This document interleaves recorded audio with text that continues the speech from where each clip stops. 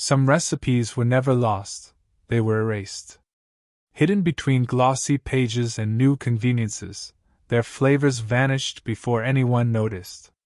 But tonight we are digging them out, 10 dishes that once defined American kitchens, and the forgotten stories they tried to bury. In post-war church basements and potluck halls, presentation mattered as much as flavor. The Spanish rice ring arrived like a small showpiece, seasoned rice molded into a neat circle, studded with olives, peppers, and sometimes ground beef, crowned with a glossy tomato glaze. It was a recipe that translated pantry staples into something that read like celebration. One grandmother in Kansas City made it every summer for the church picnic. Her neighbor called it the miracle that turned plain rice into a dish people remembered for years. Children announced its arrival with the same excitement reserved for parades. The technique was simple yet clever. Rice mixed with sautéed aromatics was pressed into a ring pan, chilled, and then inverted so the garnish became a dramatic crown. That inversion was the twist that explained its appeal. It looked more elaborate than it was, which suited the era's desire to stretch modest ingredients into moments of pride. Beyond aesthetics, the Spanish rice ring embodied cultural exchange. Ingredients borrowed from Mexican pantry traditions entered mainstream American tables in a form that felt safe and novel. It represented a gentle culinary curiosity crossing neighborhood lines. Listen closely to the small detail that made it a family heirloom. A single spoonful of tomato bouillon or a splash of vinegar could turn familiar rice into something almost regal. That little choice became a signature across households. This dish taught cooks how to make do without sacrificing ceremony, a lesson that matters as much now as it did then. It invited neighbors to linger, to share recipes, and to remember that ingenuity often comes from constraint. Do not rush past the memory. Stay with the story to hear the exact pantry trick that changed everything and to understand why this recipe vanished only to deserve rediscovery. This is America's Lost Recipes. We bring back what once fed tables and held people close. The aroma of sautéed onions and tomato lifted through summer porches, and neighbors often paused mid-conversation to ask for a slice. Today, glazed ham loaf. On 1940s and 1950s holiday tables, thrift and showmanship met in recipes that made meat stretch while feeling special. The glazed ham loaf became a signature of those gatherings. Chopped or leftover ham bound with breadcrumbs and spices, shaped into a loaf and finished with a sticky, glossy glaze. In one Ohio household, the matriarch considered her glaze her calling card. She basted and caramelized it until relatives asked for it by name. The practical heart of the recipe mattered as much as the shine. Hosts could use small quantities of roast or ham ends, fold an inexpensive binder, and present a centerpiece that read generous. The critical moment came at the end, the glaze application. A last-minute pour of brown sugar and mustard warmed under the broiler produced a caramel crust that balanced sweet and savory without drying the meat.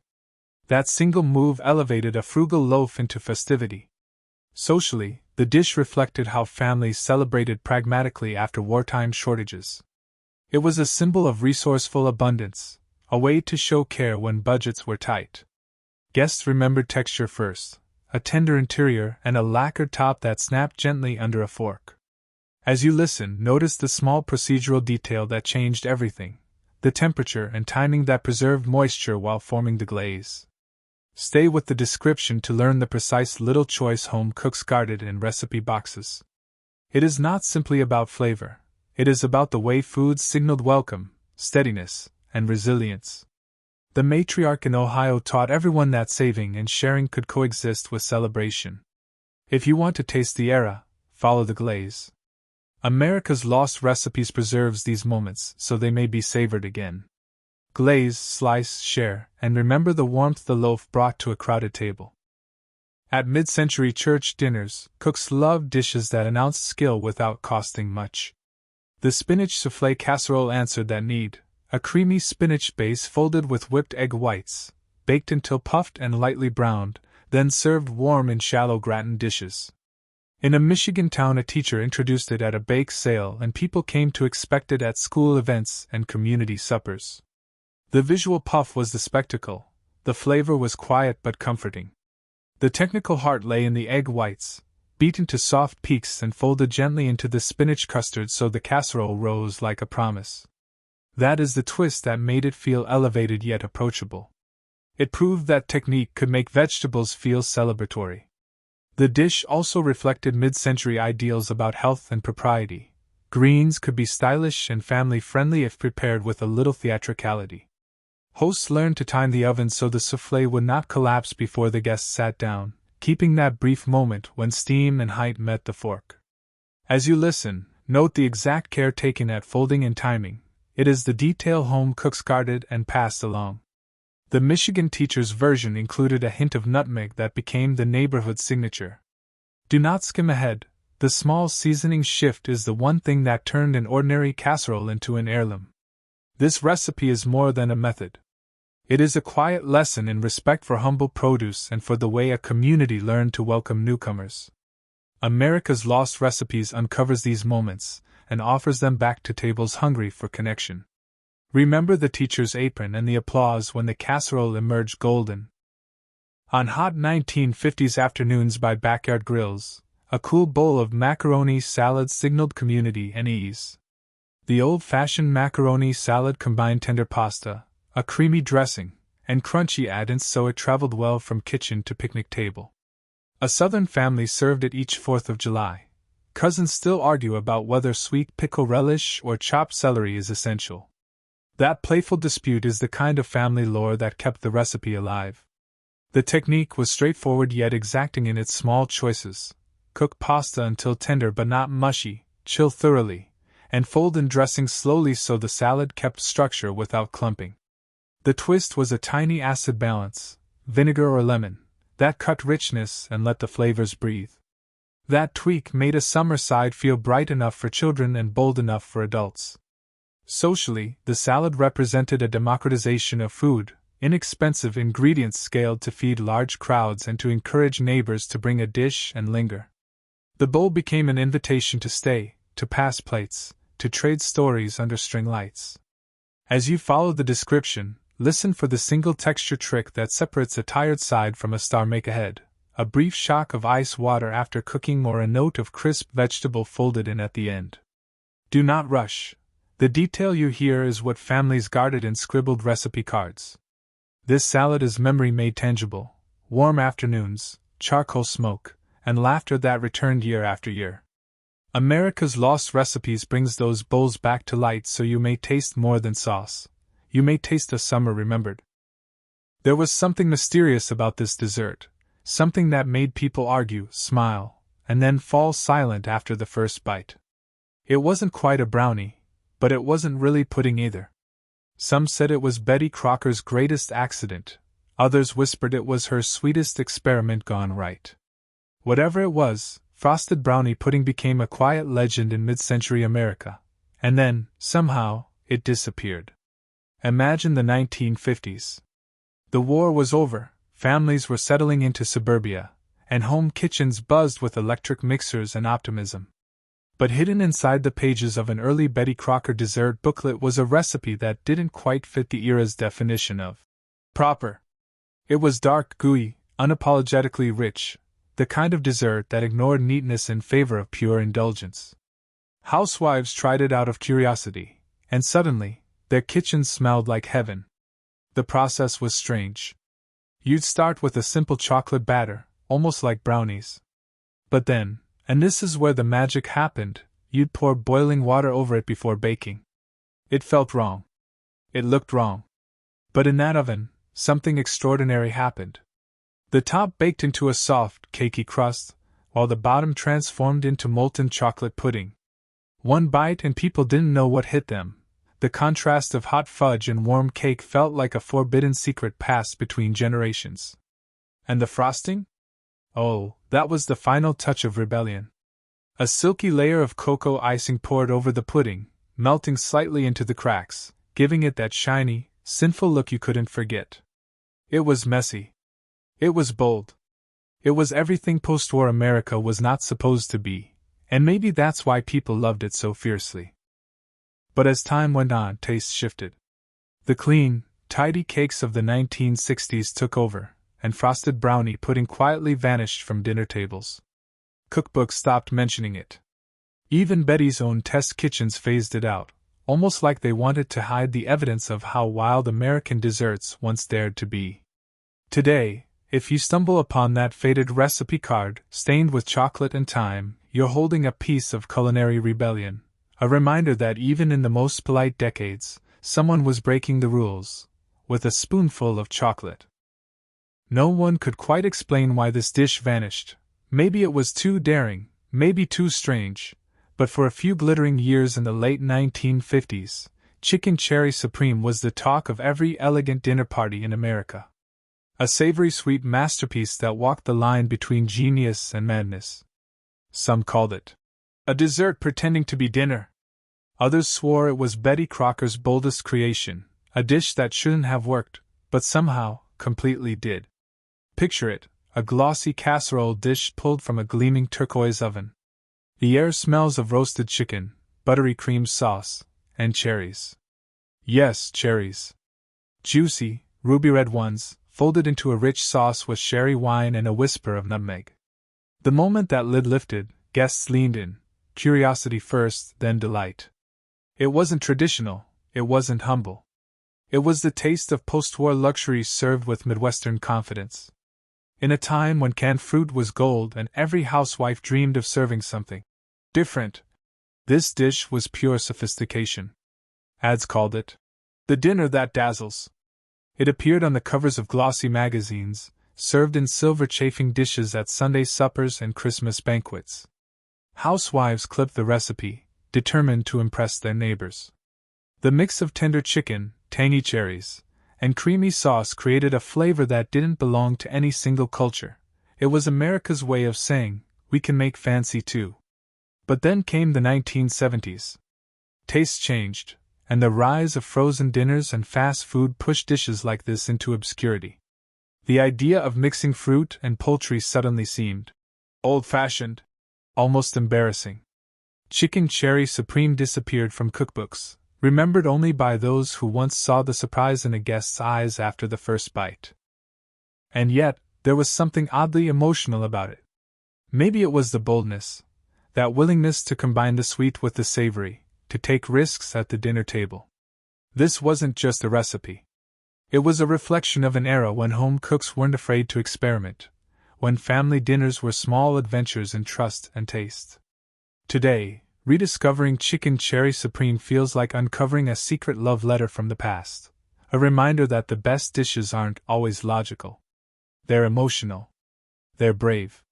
They taste like nostalgia and rebellion all at once. So, would you try it? Or would you leave it buried where time forgot it? It began as a dessert for celebration, but somewhere along the way, it became a symbol of longing. Pineapple tort was not born in a fancy bakery.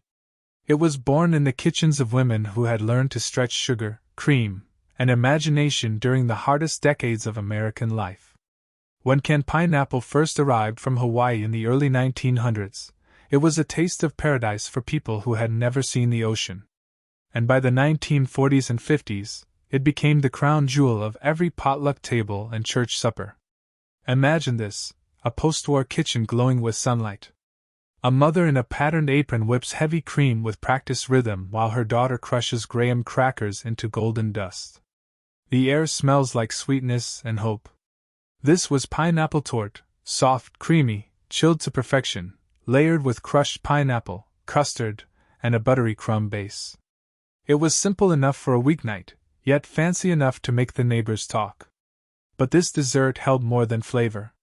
It carried emotion, that quiet pride in creating something beautiful from the ordinary. Families saved it for birthdays, Sunday dinners, or the rare night Dad came home early from the mill. One bite, and the world outside, the bills, the noise, the endless work, faded into something golden.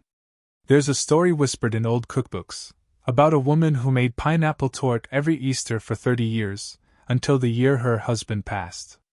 She never baked again. Her granddaughter, decades later, found the faded recipe card tucked between yellowed pages, stained with time and tears. She made it again, and said the kitchen smelled like memory. That's the power of forgotten recipes. They are not just instructions, they are invitations to remember who we were before everything sped up, before the microwave and the delivery app took over. By the late 1970s, pineapple tort faded from the spotlight. Instant pudding and store-bought pies replaced it. The name alone started to sound like something from another century, too delicate, too sentimental. But when you taste it, chilled and creamy with that hint of tropical sweetness, you can feel it, the warmth of a kitchen where love was measured in cups and spoons. Maybe that's why it deserves a comeback. Because sometimes, sweetness is not about sugar, it's about memory. So tell me, if your grandma opened her recipe box today, what dessert do you think she'd want you to bring back? There was a time when Americans could not afford luxuries like tapioca pearls, but they refused to let that stop them from tasting comfort. That's how mock tapioca pudding was born, out of pure grit, creativity, and the quiet determination of those who made something from nothing. The story begins in the 1930s, a decade shadowed by the Great Depression. Store shelves were bare, sugar was rationed, and every spoonful mattered. Housewives across small-town America learned to improvise, to fake the flavors they missed, and to turn scarcity into sweetness. One clever homemaker, her name now lost to history, discovered that finely chopped cereal or even soaked rice could mimic the texture of tapioca pearls. And from her humble stove, mock tapioca pudding was born, a dessert that didn't just feed the family, it comforted their hearts. Imagine a small farmhouse kitchen with cracked linoleum floors and the smell of wood smoke in the air. A mother stands over a saucepan, stirring slowly, rhythmically. The milk simmers softly. The sugar melts. She folds in the makeshift tapioca. With care, her youngest child perched on a stool nearby, waiting for that first warm spoonful. It is not fancy, but in that moment, it is everything. The taste of hope, disguised as dessert. This pudding carried a secret kind of pride, not in what it was, but in what it represented. Families could not afford extravagance, but they could still make memories. They could still sit together after supper, pass around chipped bowls, and smile. That simple act, of creating joy out of limitation, became the foundation of American resilience. When the economy recovered, real tapioca returned to pantries. But many women never stopped making the mock version. It reminded them of what they had survived, the quiet victories that never made headlines. Each batch was a memory, a silent story told through the scent of milk and vanilla rising from a pot. Today, mock tapioca pudding stands as a time capsule, proof that food was never just about ingredients. It was about ingenuity. About mothers who refused to let their children forget what sweetness felt like, even when the world outside offered none. So the next time you see a can of tapioca pudding on a grocery shelf, remember, once upon a time, people didn't buy comfort. They made it. It was the kind of dish that made guests stop mid-conversation, puzzled, intrigued, then strangely enchanted. Ham and pineapple flan was unlike anything else to come from the mid-century American kitchen. It was bold, even rebellious, a marriage of sweet and savory that dared to blur the line between dessert and dinner. To understand this dish, you have to step back to the late 1950s, an age obsessed with presentation. Every hostess wanted to surprise, to impress, to serve something never seen before. Gelatin molds gleamed on every table. Canned fruit was considered modern luxury. And Betty Crocker's experimental genius gave birth to a dish that made everyone talk, a silky custard flan infused with pineapple juice, layered with thin slices of smoky ham. Picture a golden tablecloth, chrome chairs, and a pastel oven humming in the background. The host places the flan on the table, glossy, golden, topped with rings of pineapple and a cherry in the center of each slice. The first spoon cracks through the caramel glaze, releasing a scent both sweet and meaty. It sounds wrong, but in those years, it was the height of daring elegance. Housewives clipped the recipe from magazines, eager to prove they could balance glamour and creativity in one dish. But ham and pineapple flan was more than a novelty. It reflected an era of transformation, when America was still learning what modern cooking meant. Post-war optimism filled every kitchen. Housewives experimented with canned goods, gelatin, and flavor pairings that mirrored a country discovering itself. Sweet met savory, tropical met traditional, and somehow, it worked. There's an old story from a 1960s community cookbook about a woman in Kansas who served this dish to her husband's boss at a company dinner. She held her breath as he took the first bite. He paused, smiled, and asked for seconds.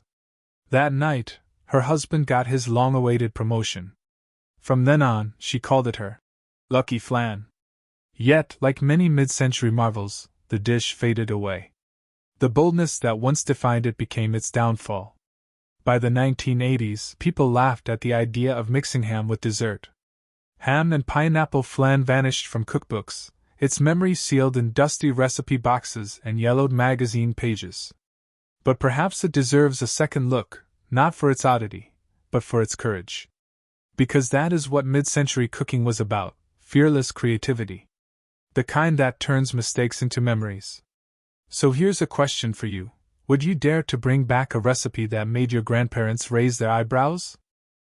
Before there were grocery aisles lined with instant snacks and bottled smoothies, there was ambrosia fruit salad, a dish that looked like sunshine served in a bowl. It was more than just a recipe, it was a ritual. A celebration of family, faith, and the sweetness of gathering. For generations of Americans, especially across the South, no Sunday table or holiday feast was complete without it. The name ambrosia comes from ancient Greek myth, the food of the gods, but in mid-century America, it was the food of grandmothers. Picture a 1950s kitchen bathed in soft afternoon light. A mother stands by the counter, folding whipped cream into a mountain of mandarin oranges, pineapple chunks, and shredded coconut. The bowl glows with color, orange, white, gold, as if summer itself had been captured inside. Children would sneak spoonfuls before dinner, their faces dusted with powdered sugar and laughter. For many, ambrosia fruit salad was the taste of Christmas morning, of potluck picnics, of weddings in church basements. Its sweetness wasn't just in the fruit, it was in the moments it created. But its origins stretch further back, into the 1800s, when fresh fruit was a luxury and Southern cooks transformed it into something almost divine. By the 1940s and 50s, the dish evolved, canned fruit made it accessible to every household, and Betty Crocker helped spread it nationwide. Housewives loved how it balanced elegance and ease. It was the perfect finale for a homemade meal, something you could serve proudly without a degree in baking. There's a quiet story that lingers behind the sweetness. A woman in Alabama once wrote in her diary during wartime rationing, "We may not have sugar for cake, but we have oranges for ambrosia. God bless the small blessings." Her words echo what made this dish timeless, its ability to bring light even in hard times. By the late 1980s, though, ambrosia faded. Diet culture, convenience foods, and modern desserts pushed it aside. The pastel bowls, the tiny marshmallows, the whipped cream, all seemed too old-fashioned. But for those who remember, a single taste can still transport them home. Back to a table where voices overlapped, prayers were said, and no one checked the clock. Maybe that is why it is time to bring it back. Because ambrosia reminds us that not all sweetness comes from sugar, some of it comes from memory. From people who gathered not for perfection but for presence. It shimmered like sunlight on a summer morning, a dish so bright and beautiful that it almost looked too perfect to eat. Golden Glow salad wasn't just food, it was edible optimism. A 1950s centerpiece that embodied the spirit of post-war America. Colorful, cheerful, and full of confidence that tomorrow would always be brighter. Imagine a dinner table in 1956, polished silverware, pastel china, and a crystal bowl glistening at the center. Inside it? Layers of golden jello, pineapple tidbits, grated carrots, and lemon zest, suspended in a quivering amber glow. To the modern eye, it looks peculiar, almost strange. But back then, it was a showstopper. The kind of dish that made dinner guests lean in and whisper, "How did she make that?" This was the age of the gelatin craze. Jell-O was everywhere, in salads, desserts, and even meats. But Golden Glow's salad stood out because it combined playfulness with health. Betty Crocker promoted it as beauty on a plate, boasting that it provided vitamin C in every shimmering bite. Housewives loved it because it was both stunning and simple, a dish that reflected creativity and pride in presentation. For many, it wasn't just about taste, it was about color. In a world still recovering from rationing and gray years of war, color mattered. Bright food meant happiness. It meant prosperity had returned. Mothers served it at Sunday potlucks, at Easter brunches, and on Thanksgiving tables where golden Jell-O caught the candlelight like stained glass. But with time, it vanished. The gelatin salads that once symbolized hope became punchlines in modern kitchens. People moved toward minimalism and real ingredients. Yet, the legacy of Golden Glow salad remains, a reminder that food was once about wonder as much as flavor. So maybe it is time to see it again, not as a joke, but as history on a plate, sweet, luminous, and full of heart. It sounds like a mistake, doesn't it? Flop cake. But that was part of its charm. In truth, it was no failure. It was a triumph born from simplicity, a Depression-era dessert that proved sweetness didn't need perfection to be unforgettable. Imagine a small kitchen in the 1930s, sunlight spilling across a flour-dusted counter. A mother hums softly as her children watch, wide-eyed. There's no frosting, no fancy layers, just a humble batter poured into a tin pan and sprinkled with brown sugar and cinnamon. As it bakes, the sugar melts into golden pools that bubble up through the tender crumb, leaving behind streaks of caramel warmth. When she opens the oven door, the room fills with the scent of comfort itself. Flop cake got its name from the way the middle sometimes sank during baking. Flop. But families didn't mind. In fact, they loved it more for that imperfection. The sunken center became the best part, gooey, buttery, and sweet, like a self-made filling. It wasn't about presentation. It was about soul. This was the kind of cake that didn't need a holiday to feel special. It was served after church on Sundays, at after-school gatherings, or simply because someone needed cheering up. During hard times, it symbolized hope, that even when things fell, something good could still come from it. That's the story America baked into its desserts, resilience. By the 1940s, cinnamon flop cake began appearing in Betty Crocker booklets, described as the easy cake that never fails. Housewives loved it because it didn't require frosting or precision, just pantry staples, a steady oven, and a little faith. The ingredients were humble: flour, sugar, baking powder, milk, and butter. But the result?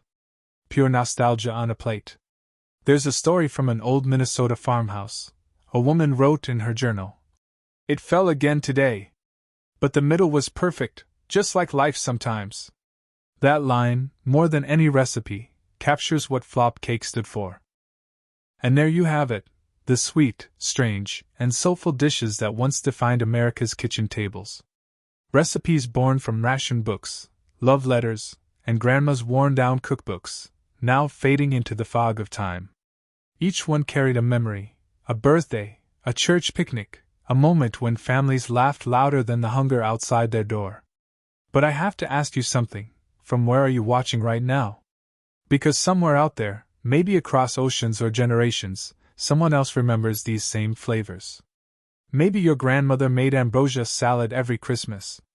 Maybe your parents told stories about ham and pineapple flan from an old 1950s dinner. Food connects us, not just to the past, but to each other. Tell me, how old are you right now? Because your age tells a story too, of what era of American food you grew up in, what you tasted, and what you've lost. And finally, which one was your favorite? The pudding that made you nostalgic? The salad that made you smile? Drop it in the comments. Let's see which forgotten flavor still beats strongest in America's heart. Until next time, keep the past on your plate, and never stop remembering.